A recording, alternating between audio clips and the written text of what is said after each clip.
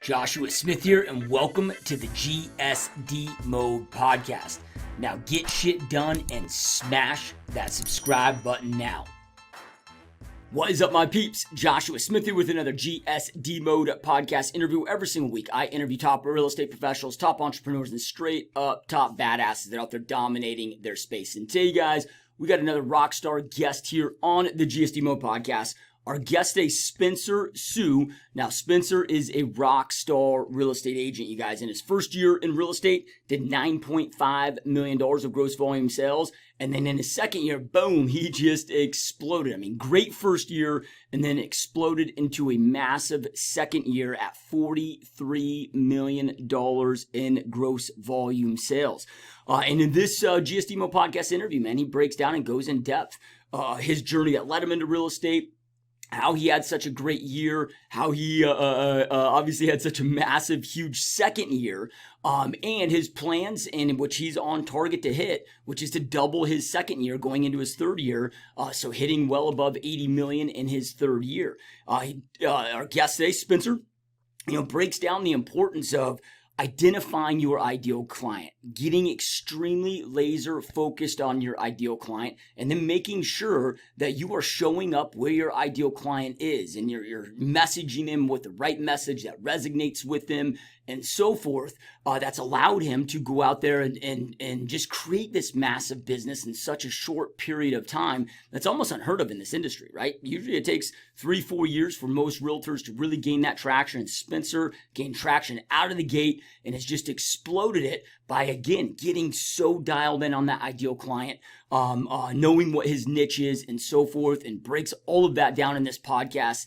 I know that you're going to love it. I know that you're going to learn a lot from it. I did. I have a ton of takeaways from his interview, and I'm excited for you guys to jump in here. Now, real quick, before we jump in, if you haven't already, make sure to go snag a copy of my new book, Dominate Your Real Estate Business, Top Tips from a Top Producer. These are 42 top tips, strategies, methods, written by me personally, that have allowed me and helped me become not just one of the top realtors, but also team leaders on the planet.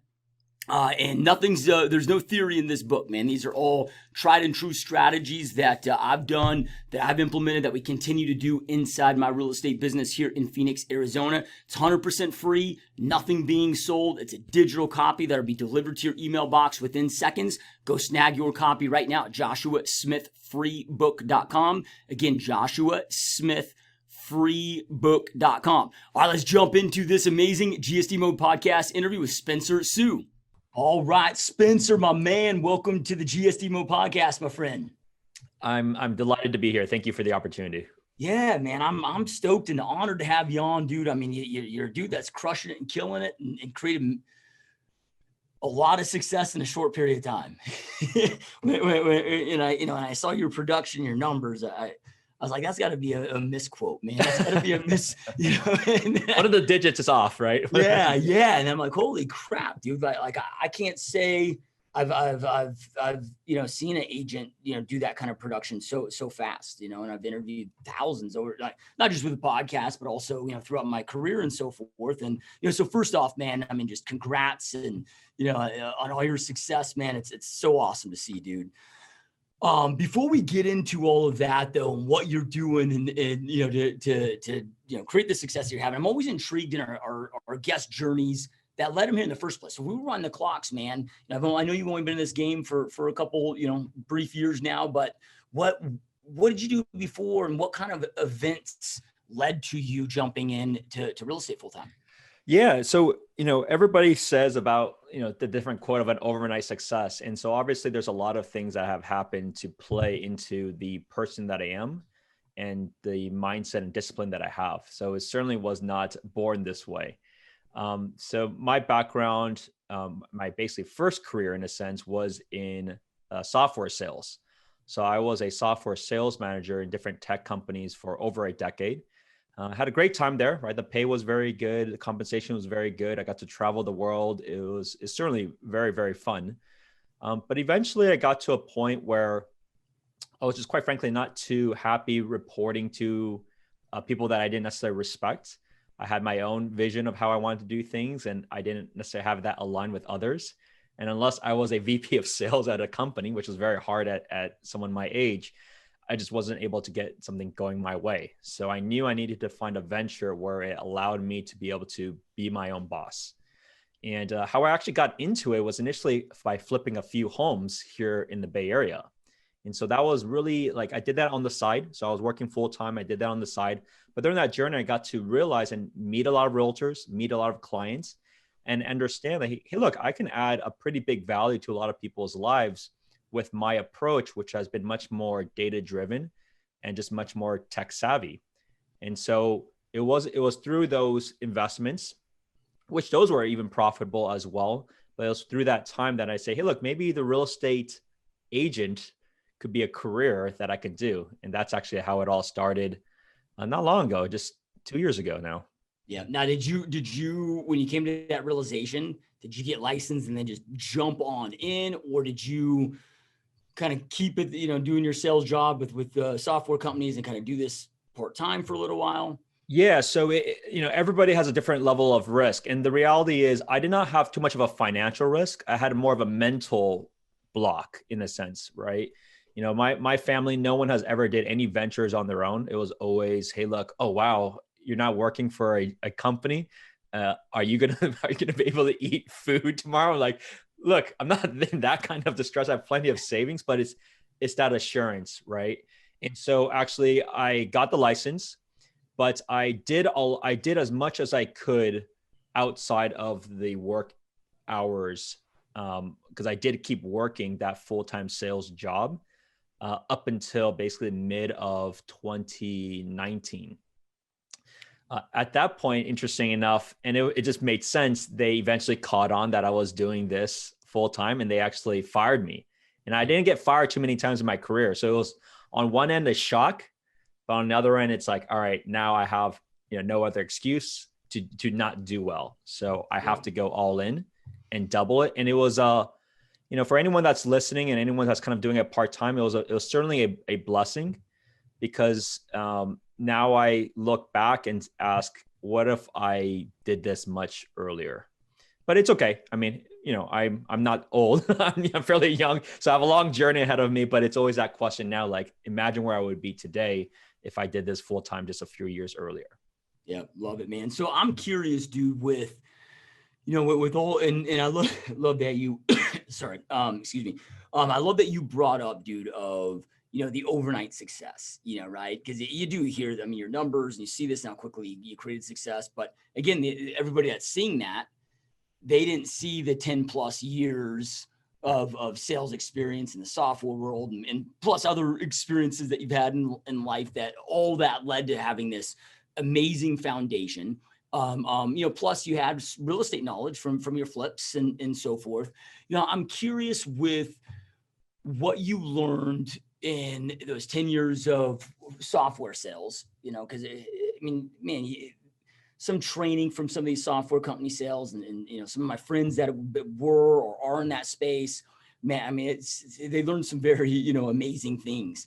So with that, like, what were some of the, kind of top things that experience taught you that allowed you to have success over there, that really helped you when you started real estate? I'm asking this really of, because I get questions a lot of, for real estate agents of like, well, what skill set should I learn that could help me, more so in real estate, so I'm curious the skills that really seem to impact from that you were able to carry over here and just help you crush it. I think there's several things. Number one is the discipline. When you work at a company or kind of some of a corporate structure, they have a lot of the processes in place, which is good and bad. But the benefit is there are certain things that you need to do on a daily basis to be able to hit your target goals. I think a lot of people may get into the business they don't have that discipline. So they're kind of, their day is just, there's not that much structure in their day. The reality is, while the business of real estate is all over the place on one end, there's certain things that are kind of done every day, right? Whether it's follow-up, whether it's outreach, whether it's do this and that. So there is some method to the madness. Different things are getting done. Now, the hours may be all wonky, but there's certain things are getting done every day. And I think that's the thing when it comes to the previous life as a software sales manager, it's like, it is structured, There's different things that need to be done in order for us to even have a chance to achieve the targets that we're trying to hit, right? These quotas. So that's one aspect. And then the other aspect is being disciplined as well in terms of how you record keep, right? So I've always even used a personal CRM even before I was in the real estate business, because the realization that I had was, let's say, Joshua, you and I met at a conference 2 years ago, right? And it was a great conversation, but I don't jot down notes. I don't record anything. I don't have a CRM. And 2 years later, we meet again on this podcast or another conference. There is no way that I would have remembered anything that we talked about. It's just not possible. But if you took down notes about what was, relevant to that person, the conversation that we had, then at least you kind of can carry on that conversation, and it actually strengthens the relationship. And you may be surprised that I remember these things. So I look at it like a CRM as almost a personal assistant, and almost like a personal memory bank that people should be doing as soon as they can, because the busier you are, the more people you meet, there's no way you're going to memorize everybody and whatever conversations you had. But if you didn't record this, it was almost as if you never had the conversation to begin with. So then if you think about it that way, just from a time management perspective, you almost might as well not even have had that conversation, because it was just useless in a sense. So there's this even a practical matter, like, I don't have the best memory in the world. I have a pretty good memory, but there's no way you will have a better memory than a computer or a database. And so I knew that very early on. And that is something that I've always incorporated. It has been very beneficial because not a lot of people are taking that extra few minutes after a conversation, take some notes down and record it. It's a very manual thing. There's nothing fancy about it, but it's that discipline will go a long way. Yeah, it couldn't agree more, man. I mean, it's insane the massive percentage of realtors that don't use a CRM. And when I say that, I don't mean that they don't have, maybe they have one, but I mean that spend the time to really know it, to understand it, to set it up, to master it, and to use it the way that it needs to be used. However, from the top, agents on the planet that every one of them that I've met, had conversations with, mastermind with, right? I mean, that's one common thing that they all have in common, right? So I'm curious with something you said earlier of, being able to, kind of incorporate technology. It sounded like you kind of like almost like did a SWOT analysis, right, of your competitors, and seeing, what maybe the weaknesses and so forth that realtors were doing. And I know your flip experience or your investment experience gave you some of that knowledge. And, but what were some of those things that you saw that where it's like, okay, hey man, this is how I can differentiate myself. This is what I need to go out there and do. And then, if you can give us an idea of like what some of those things were, some of the, main things, and then how you went out there and executed on the strategy. Yeah, so absolutely. At the end of the day, everybody needs to figure out what is their target market, in the sense of where do they want to focus most of their time in terms of generating new business, but also ensuring that you guys are on the same page. And so for that, my focus is those that are tech professionals, typically those that are engineers, data scientists, or mid-level execs. If I think about that profile, what they appreciate is transparency. They appreciate data. That's what they appreciate. And so I knew that most realtors did not have that mentality of being data driven and being transparent of why I think a price is a certain way. The data does not lie. So fortunately, I will share this. I'm not making things up. You can see for yourself how I derived that this house is worth $1 million. Obviously, there will be some variance, but it's very clear of how I determined that number. And so I knew like that's what people wanted. I was very surprised when I was doing flips or I was meeting other people that most didn't even have that knowledge or the ability. And so I knew like this is a huge hole that I can do very well in. And so that was a big area of my focus, of my approach, but also even my whole marketing, but also my, we'll go over later, the content that I create. And that's been a huge driver to success. It's not easy. It is a specific process that is done. But fortunately, I've always had that background and I can relate to the busy tech professionals out there for that reason. Yep. Love it, man. So then before we get into, okay, well, how do you identify them? How do you convey that message? I mean, it's easy when you guys start working together, right? In your conversations, your presentations, right? To convey that, but it's kind of hard when they don't know you yet. You're not face to face and so forth. But before we get into that, dude, I'm curious with, here's the other cool thing is, I mean, this was your world for the last 10 years before you jumped in here. So, Right. you lived in that world and that you're also, if you call that your avatar, your ideal client, that's also you, right. So you know how to speak the language and how, right. But then from there, how do you go out there and find those people to be targeting? Is it like going into LinkedIn, going into, Facebook or so forth? Like, what does that look like? I mean, there's several different kind of outbound approaches that you can do. I mean, LinkedIn is certainly a very powerful tool to be able to connect with people that you want to connect with, right? So I do connect and have a lot of outreaches to a lot of those professionals because I can just sort by title, and I suggest other people do the same thing. So that's one aspect. Facebook has somewhat of a quasi, I mean, not really. It's not the same. Like, people are not posting, hey, look, I'm a software engineer and I can search by, software engineers on Facebook.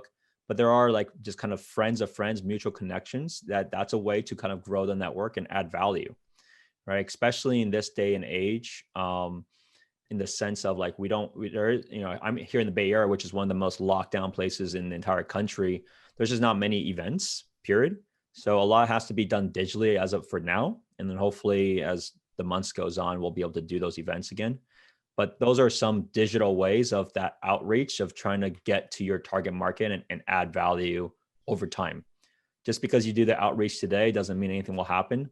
Like, I've had people that I've been connected with for 2 years now that finally realize that I'm a realtor and I'm a good realtor.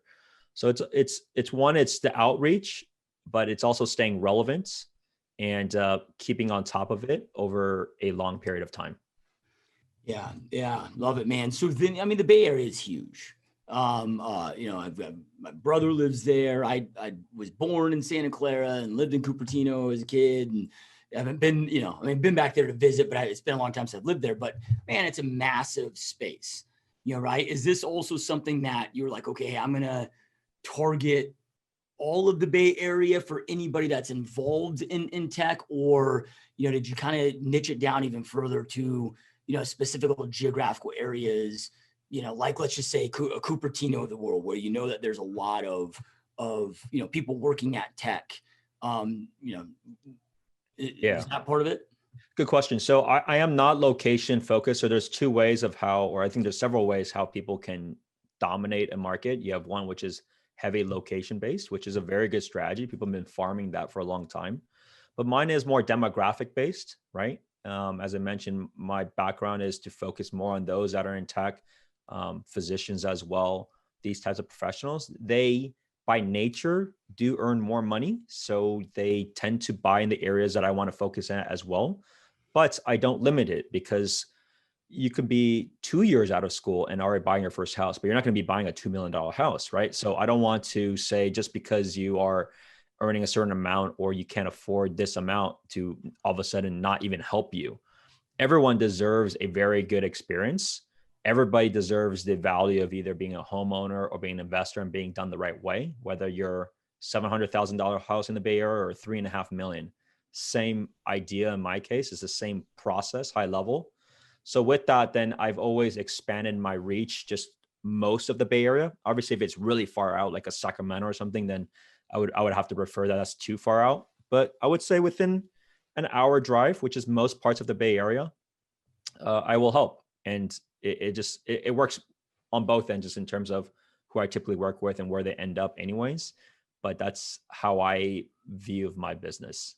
Yeah. No, I love it, man. And plus, specific to where you're at, because you get some of these, maybe they work in this location, right? But it's common that they're having that hour commute a day because for affordability and so forth. Right. So then, okay, so this allowed you to get very clear on, okay, who I want to target. And again, this is a world that you lived in. So you kind of know the language, you've been there, and it gives you're amongst your ideal client, if you will, but realtor.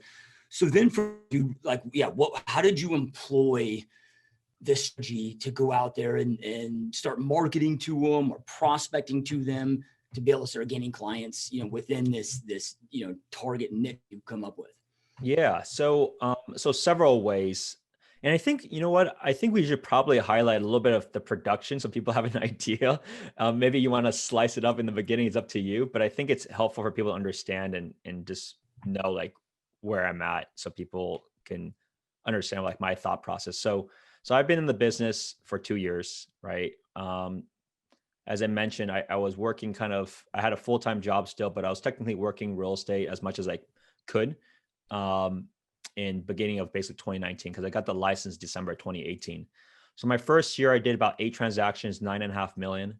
And then last year was 2020. I did 35 transactions, 43 million. And so that kind of gives people an idea like where I'm coming from in the time frame. And this year the goal is to double that. I'm a solo agent. I don't have a team. I have a showing assistant. I have a marketing manager now, and I have an admin. So it's a pretty lean team. So I think people can get a general framework like, hey, look, this is kind of where I'm coming from and where I'm at. So hopefully that gives some people insights as to who I am production wise. So related to the strategy, I think there's several, right? As I mentioned on LinkedIn, it's you connect with the people that you want to be able to connect to, potential clients, and you add value. So I do direct messages to all of the connections. I have maybe 8,000 LinkedIn connections. I do direct messages to all the people that I'm connected to just to stay relevant, add value, provide different nuggets that they may not be familiar with. I don't do like too many a day because there's limits of that. So I said maybe let's say 50 a day. So I do on that. On Facebook, somewhat similar. I'll have the same idea, do direct outbound reaches to the people that I'm connected to on Facebook. So those are some like direct methods. But some of the indirect methods are just posting things consistently. I kind of post 1 or 2, maybe posts a day. And then now I also incorporate some things of stories like my day in the life. So over time, that's kind of a passive way for people to see, hey, look, wow, this guy is doing this every day. He's getting success in it. Maybe I should trust this guy for any questions or any needs. And so that's been a way to also build things where I'm not directly messaging, but they're kind of in my world. So those are 2 practical ways that anybody can implement from a social media perspective. That's also a free source, of course.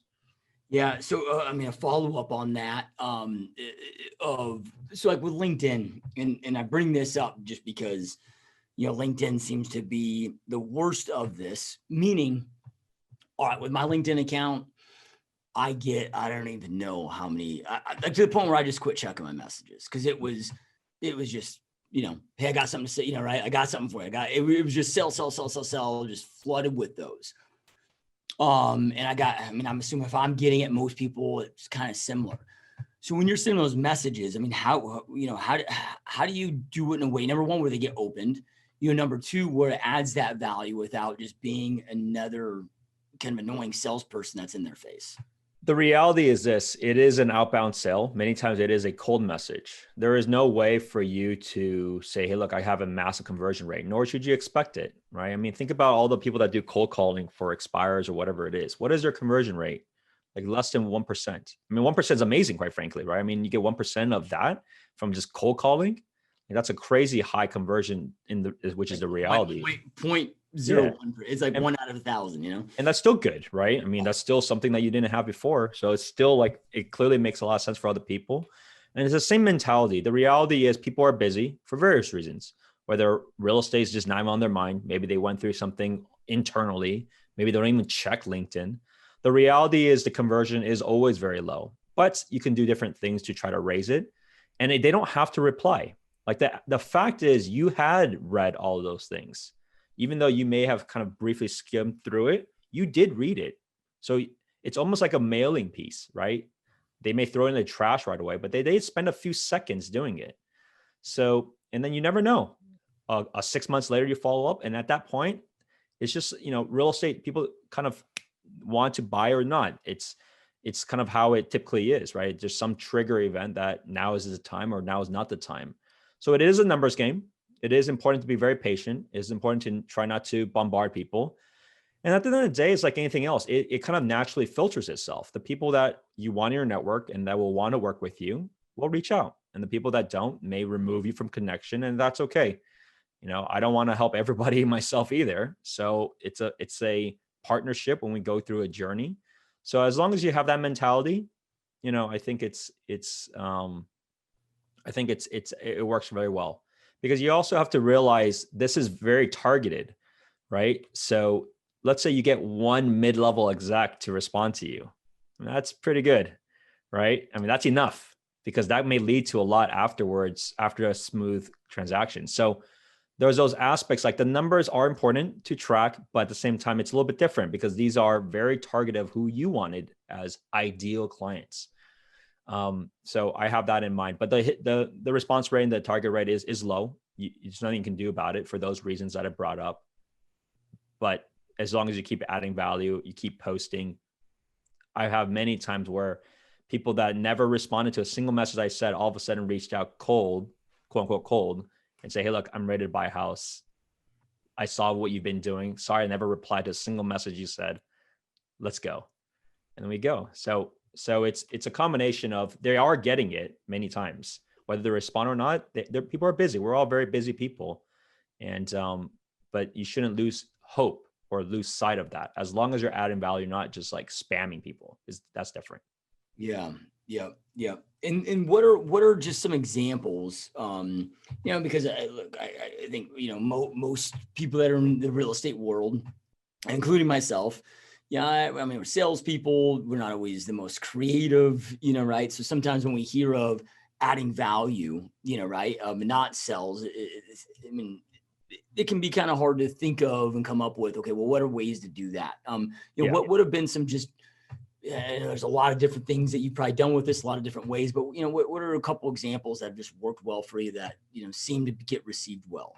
So I think what's important for us as realtors is we top producing realtors kind of track the market, there's general things people should be aware of. Like, for example, let's say people should really consider refinancing because of how low the rates are, right? So that's an interesting tidbit that non-realtors may not be aware of. Like, this is what the reality is of rates.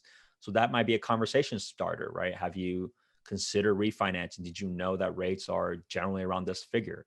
So that's like some insight. That's kind of one option, which is more like content/article based, that you're basically just sharing to people that they should know, because it is helpful for them, because it makes almost no sense to not do it when rates are this low. So that's kind of one way. Another way is making content. So I made a lot of videos. And so I make a lot of videos because these are maybe questions that people may commonly ask. So I have like different frequently asked questions, and I would send that to them. They don't have to reply to me, but they can see how I explain. They can see how I think. And that can add value too, without us having a conversation. And so that's also not creative, but that's also a way of getting a message across without having that feeling of I need to talk to this salesperson to get this information, right? Because that's a lot of the goal. Like, people, you're right. People get bombarded with messages and things like that. And who knows if it's timing, who knows it's just frustration of all these random outreaches.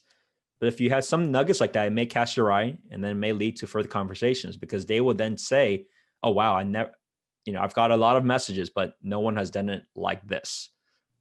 And that goes a long way. Yep. Love that, dude. So, and I love that you brought up, man, of being patient, right? I mean, it's, I get it. We tend to be impatient. Meaning most that are in business owners in general, right? Just because of how their personality is, but it's like, we got to give things enough time. But then you also, dude, even though you're part-time your first year, I mean, you almost average one deal a month, right? You go full-time, you're essentially doing 3 deals a month.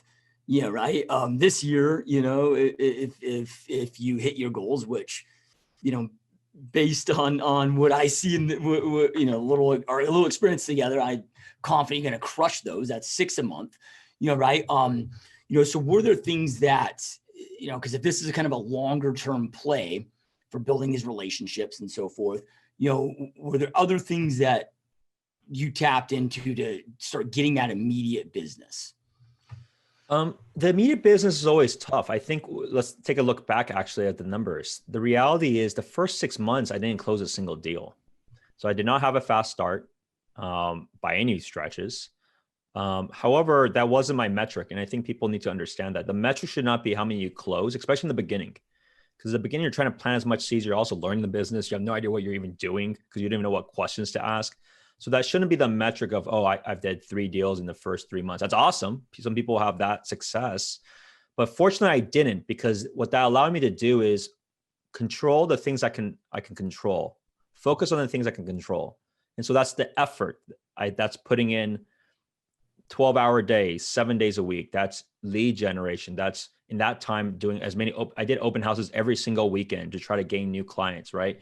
Like there's a lot of things that to do to try to generate potential clients. So that was a big way in the past, which was I just hosted other agents' open house. I had no listings because I can get a few buyers, and I got eventually a few buyers that way. At the very least, I got a few good conversations about it. I got to learn more about that local market because I would also walk around and door knock and leave flyers.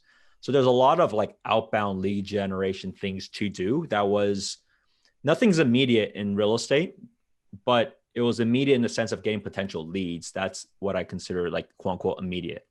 Yep. So those are the things, things will play out as they will, depending on how you do things and how you execute things. So I still don't believe like, hey, look, I sign up all of a sudden, spend $10,000 a month on Zillow leads. I'm going to all of a sudden get, deals soon. Like even on Zillow and these platforms, which are, pretty costly platforms, but they're very good platforms. A lot of the top agents I work with, it still takes them 6 months to close on average. So even the most expensive paid sources you can get takes 6 months. People need to, pump the brakes and just kind of understand like this, even top producers take that long. So don't feel so bad. Like just because you spent X dollar amount, like nothing is converting. So my methodology and my key, and I would tell everybody, is focus on adding value, focus on building up that list and that database. As long as you stay on top of things play out naturally is kind of how it works. Yep. Love it, dude. So, now that you're going into, I guess, your third year, second full year, you talked about doing open houses for the first year at that time. But, also with you tracking and knowing your numbers and so forth, what now that where you're at right now, I mean, what is kind of the main focus when it comes to new business? Because I also got to imagine by this point, you're getting some referral business and so forth, from your clientele and the people that you've serviced. But as far as new business coming in, what's your main focus to be able to go out there and do your 86+ million, right? In 2021. The plan is still the same. It's basically just doubling down on efforts of what has worked well. And so here's kind of my general lead funnels. If you're to break it down, a big part is your network. That's going to be your easiest conversion. That's going to be your quote unquote, your cheapest conversion, right? Because people already know you, they trust you, and hopefully they see your activity and they'll be able to refer business. I would say out of the ones that I've done, maybe about 60 something percent were from something related to either people I knew or people that happen to refer me because of all the things that I've been doing. So super grateful, and will always be grateful. I always try to do whatever I can to throw events for them and rewards and things like that, just in the sense of just thanking them for even just the mind share. So that will continue to be strengthened. And so how do I don't want to lose that. So whenever things are open, we'll throw big parties and big events, happy hours, dinners, whatever. I mean, it's, I want to thank them different ways. I sometimes do little pop buys and give, things like that can just thank them for their efforts. So there's things that should stay on their mind and ensure like, hey, look, I really appreciate it. And of course, I will take care of everyone that gets sent my way. So never lose sight of what works. I think that's a big focus, and it's hard, but that's a big focus. Number two has been YouTube. So YouTube has been a big change for me. I started YouTube in really March and April when the shelter first happened. right? I mean, we no one could go do open houses, especially in the Bay Area. We still can't do it technically today. So I was like, okay, how do I get my message across? How do I show my expertise and my knowledge? And so I make at least 2 videos a week that I post there, which then gets also, superimposed to other social media platforms. That has been very successful for me. It's been, and now for me, I want to keep building that. I want to make the content better. So whether it's video editing, whether it's scripting, whether it's the type of content. So I want to get that better. I would say last year, that's been maybe about maybe 10% of the business. And this year will probably be actually even higher. The ones that I have right now in terms of the people I'm actively working with, super thrilled that they chose me and want to work with me because of the videos. And so it should be maybe even a higher percent. And we're going to keep doing that better and better. And that's why I brought on a marketing manager. That's why I have agencies that I work with on that to just make that better. Because the reality is, I have, 600 subscribers, which is pretty amazing. I'm not trying to build it up like a big YouTuber. Yeah. But the benefit is those subscribers are all pretty, I think they're pretty targeted and they're more likely to be clients types of subscribers. So at the end of the day, it's a very lucrative thing to be able to help just that quote unquote small amount. And it's amazing to see that grow. It's also still surreal that people still watch my stuff, but I think I just keep adding value and then people, find value too. So I've always found, a tremendous amount of great feedback. And then the other metric is I have been doing it because it is certainly worth doing, which is the paid sources, right? So I do have Zillow leads. I do have realtor.com leads. Those have been, I would say, a very small percent. I think I only closed maybe like 2 or 3. I've been running it on and off, or kind of for maybe the last, close to 6 months or so, less than that actually. And it started really small. So I still am experimenting and trying with that to see how that plays out. I think there's still good opportunities. I think there's still good opportunities, but it's a very small subset of the clients, but it's also a very big subset of the dollar spent, right? Of that balance, but it's certainly worth doing. But I will keep measuring that to see if it's worth spending, double the amount or trim it altogether. It's still kind of a work in progress. Yep. Love that, man. And really appreciate you sharing that, dude. I know that's helpful for all of us to just have that knowledge and that information, dude. And man, I know so many agents that did the same thing that you did. Like when COVID hit and the initial quarantine and lockdown, like YouTube became their kind of COVID project, if you will. And dude, those that did it, now it's kind of the common thing of, it took about 10 months or 12 months for, to really start gaining momentum. Plus there's a learning curve there and learning how to shoot and edit, which, you have somebody helping with that now. But then dude, it just, boom, just explodes, man. I was talking to a good buddy of mine just the other day, and he has 50 signed buyer broker agreements, all from his YouTube channel. They're all looking to buy within the first quarter of 2021, where his biggest challenge now is right. He needs to hire more agents to be able to support and help. I mean, it's just nuts, man. Those that do it right. I mean, it's just, it's such a powerful medium, dude. I'm curious with your showing assistant, this is something that is gained popularity in our industry.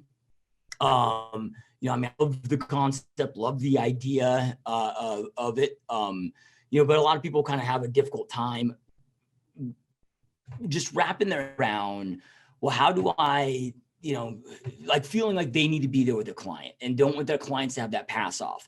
And I actually just was having a conversation with one of my agents the other day, and he was like, yeah, I need to hire, a showing assistant. But he's going to do that with his lower price point clients, because it's higher price point, he felt like he needed to be more involved. But all your deals, like I'm in Phoenix, so I got to sell four to year one, right? So all of your deals are a high price. Yeah. Right. So just, what's worked well with that, and how have you overcome that and made that where it's a bonus experience and adds on to the experience for your clients versus them kind of feeling passed off?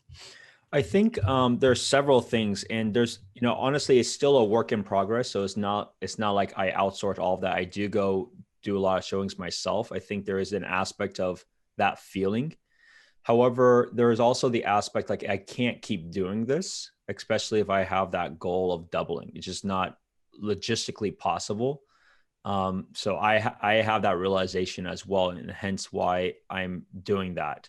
However, my showing assistant has helped in a lot of ways already, and so it has been either the places that are a little bit further away, or not even just that. Sometimes I'm just double booked, and everybody has a different schedule, so I have to pass it along. Now, I don't pass it because at the end of the day, the value is this, and that, seeing a house and giving the thoughts of a house is a value. The key value today is not necessarily that. It's more about the strategy. What do you do if you like a house? That's the big money breaker, right? I mean, a 1% variance is a lot of money here. That's at least, $10,000 to $15,000 as a variance. So you got to get that right. So the key is more about the strategy at the end of the day. That's what makes or break an investment. That's what it will allow you to either win or lose a deal. And so that's the key, I think, of the whole value prop that I see of today as a modern realtor. Now, in terms of the showing assistant, I've seen a lot of models that they kind of explain it this way, and I like it. It's basically kind of like a nurse physician model, right? So the physician doesn't come to do all the pre-check work at all, right? If you ever go to a doctor's office, there'll be somebody, an assistant that's helping with all the blood, whether it's blood test or heart, what is your heart rate, all the cholesterol, all these kind of things. So maybe it's something similar like that as an explanation of like, this is why it's set up this way.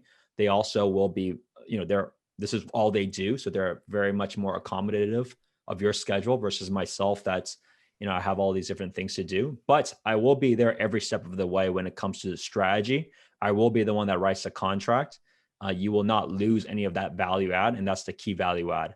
So I would say it's more about like, what is the general, what is the value proposition today from a buyer side? And I think once they understand that, then they're much more in line of, hey, look, someone on my team is the one showing it.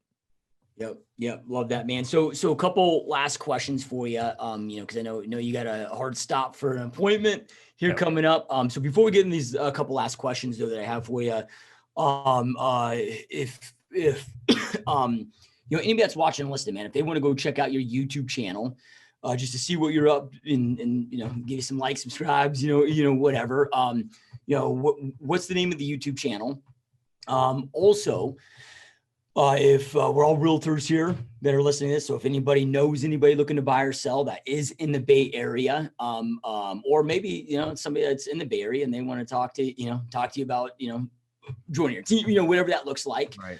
Where are the best places to do that? And then the last thing here is, I know that you're with EXP, and I get a lot of agents reaching out to me about EXP and what my thoughts are about EXP. And again, I mean, I'm not with the EXP, so I don't know all the ins and outs, but what I tell them and the advice that I always tell them is, those that, and I have a lot of friends there and top team leaders that are there that do really extremely well, man. Just crushing on revenue share plus crushing their production and so forth. And, as I've broken down in those conversations with them, I tell everybody like the key is getting in the right upline, right? Where you can have that right person to support you and help you and share strategy and, and so forth. And, so if anybody's, considering maybe even joining EXP and they want to have a conversation with you about that and what that relationship could look like what are the best places to do that at? So those are three different questions. So let me kind of break it down separately, right? So number one, how do they find the YouTube channel? Just typing my name in any search, just Spencer, and my last name is Hsu, you'll find me. But the channel itself is just simply youtube.com/C/Spencer HSU. So that's how you can go to my channel directly, but you'll find me just by typing my name. So that's on the YouTube channel. And feel free to subscribe. That'd be greatly appreciated. And then related to how can people follow me in a sense, the easiest way is probably through Instagram. So my Instagram handle is Bay Area Tech Realtor. So feel free to follow there. Send me a message. I respond to everything. I keep track of that. And it's a great way for people just to passively kind of see what I'm doing and go from there. And then related to EXP, you're right. So EXP has certainly kind of some stigmas around it. So I think you're absolutely right. The way, and the reason is this, the whole structure is very different than a traditional, kind of brick and mortar place, right? The brick and mortar, if you think about it, whether it's Century 21, these, Intero, et cetera, KW, the compensation structure is all based off of that particular branch. But it's also much more controlled. So there's not a whole lot that you can possibly join. Versus EXP, they're all kind of a mini branch. So we all kind of run like a quasi broker, quasi office type. So what does that mean? At the end of the day, if you even want to plan to join EXP, it's not right for everybody. You really want to understand from a financial perspective, how is this just from a commission split? How is this from a training perspective? That's kind of one aspect, which is EXP kind of corporate, right? And the other much more important thing is, who is the person above you? Like for me, the reason it's valuable for me is, generally for realtors, we don't actually tend to help each other, which is a reality, because at the same time, there's not much financial incentives either, right? Just high level, just thinking from a pure monetary perspective. But with EXP, we are technically all aligned. So I'm much more inclined to spend my time to help people within my little pod, my little group. You don't have to be in the Bay Area, and that's the beauty of it. You can be in wherever. These things that I brought up work everywhere, right? I mean, it's the same process. Now, you have to have your own ethics in terms of work ethic. You have to have your own discipline. You have to be driven. There's different things like that, but the process is kind of the same. And so it's important to that individual, not of just join EXP, which is a great company, but like, who is the person above you and how can they help grow your business? Because at the end of the day, that's the only metric. And that's actually why I joined EXP later.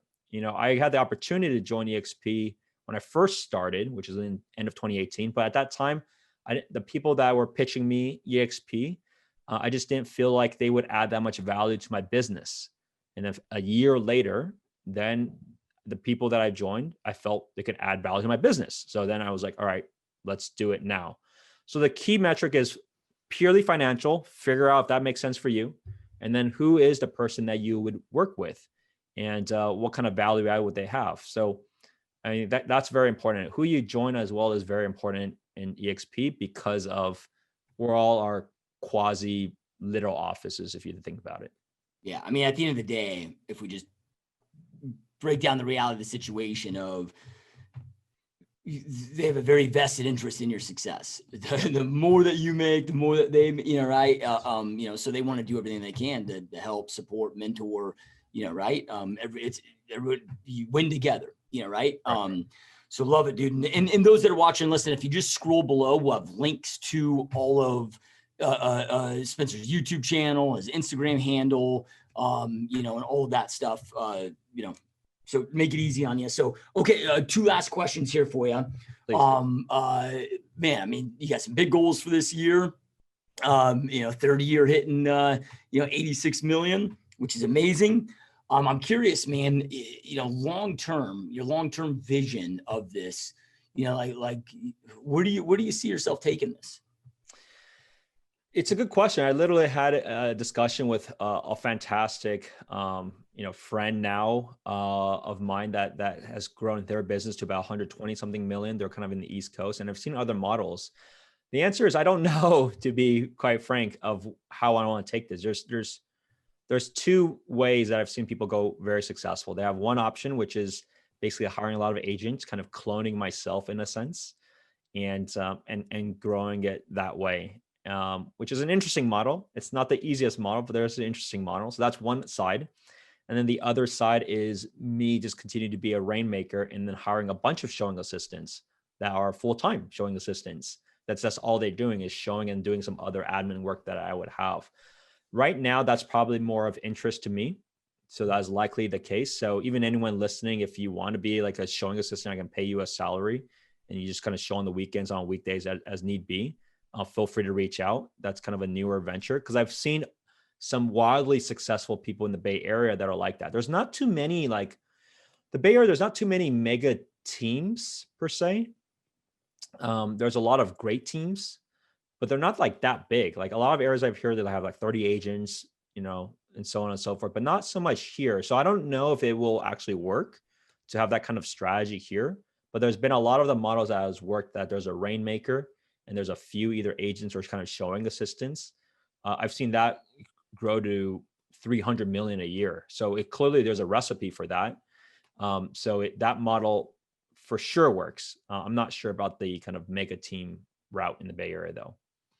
Yep. Love it, dude. Love it. And then last question for you.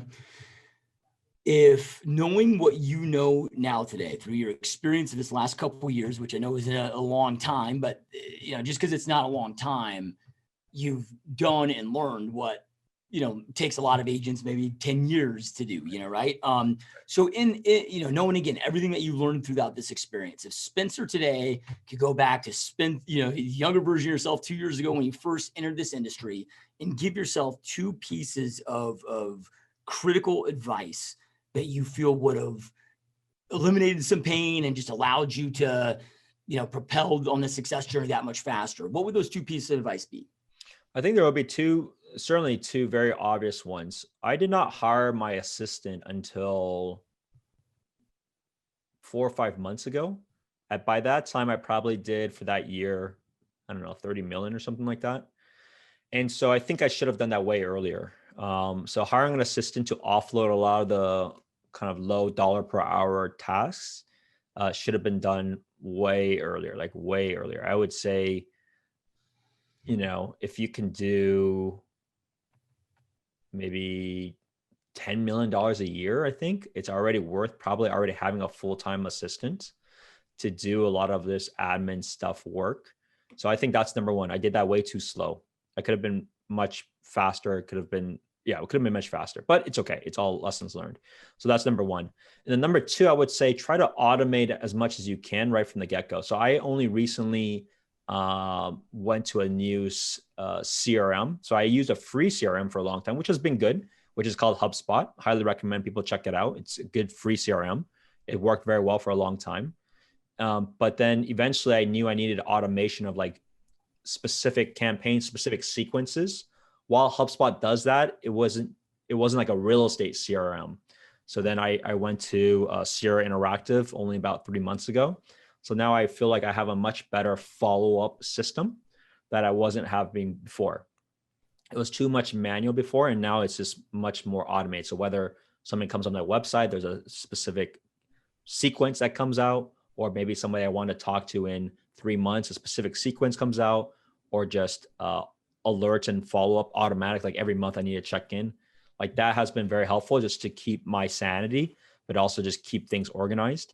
So those two would be something that I would tell everybody to do, not from the day one. Like if you're brand new, you don't need to worry about this. You have other things to worry about. But I would say once you're kind of getting up and up, implement that right away, because then it'll accelerate it even faster. Yep. Love it. Powerful advice, man. Powerful words. And those, again, that are here with us watching, listening, again, you just scroll below into the show notes. So whether on YouTube, iTunes, Stitcher, Spotify, wherever you're at, again, we're going to have all Spencer's contact info. We can connect with him, check out his YouTube channel, continue to follow him on the success journey, get in touch with him. So make sure to do that and check that out. And Spencer, man, truly appreciate you taking time out of your busy day to be here, dude. This has been awesome. No, I appreciate the opportunity. I hope this helps a few other people. And hopefully we'll have a very successful 2021. Yeah, 100%, my friend, 100%. And those again watching, listening, as always, we truly appreciate all your support. Truly appreciate you being here. Keep up the amazing work. Keep kicking ass. And we will see you next time. Peace. See you. I hope you enjoyed this GSD Mode podcast episode. Now make sure you get shit done and smash that subscribe button now.